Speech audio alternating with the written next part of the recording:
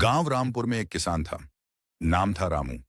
मिट्टी से उसका रिश्ता ऐसा था जैसे माँ और बेटे का हो। सुबह सबसे पहले खेतों में काम करता और रात को तारे गिनते हुए अपनी बेटी गुड्डी को सुलाता। पत्नी का देहांत हो चुका था, इसलिए बेटी ही उसका सब कुछ थी। रामू के पास सिर्फ 1 बीघा जमीन थी। उस पर ही उसने अपनी उम्मीदें बोई थीं।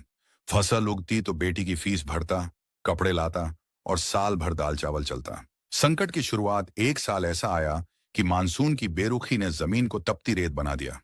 फसल सूख गई, घर का राशन भी खत्म होने लगा, गुड्डी की स्कूल फीस देना भी मुश्किल हो गया।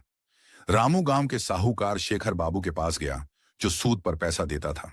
बस 2,000 रुपए दे दो बाबूजी, अगली फसल पर ब्याज समेत लौटा दूंगा। रामू ने हाथ जोड़कर कहा। शेखर बाबू ने मुस्कुराते हुए कहा, पैसे दूंगा, लेकिन अपनी जमीन पर गिरवी रखना होगा। रामू के पास कोई और चारा नहीं था। उसने जमीन गिरवी रख दी। संघर्ष का समय रामू ने हिम्मत नहीं हारी। अगले साल उसने खेत में रात दिन एक कर दिया। पुराने बीजों को बचाकर खेत में बोया, जानवरों की मदद ली, नहरों से पानी भर भर कर खेत सींचा।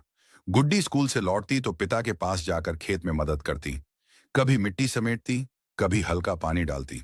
बाप बेटी ने मेहनत की मिसाल कायम कर दी। फसल की लहलहाहट कुछ महीने बाद खेत में हरी हरी फसलें झूमने लगीं। रामू की आंखों में चमक आ गई। वह रोज सुबह उठकर पौधों को दुलारता जैसे वे उसके बच्चे हों। फसल पक चुकी थी, इस बार दोगुनी।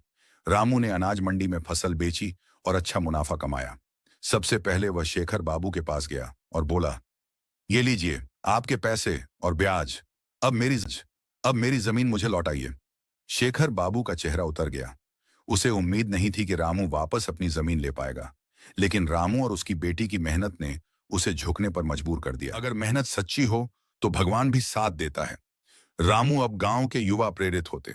उसने अपने गांव में एक छोटा पुस्तकालय बनवाया, जहां गुड्डी गांव के बच्चों को पढ़ाती है।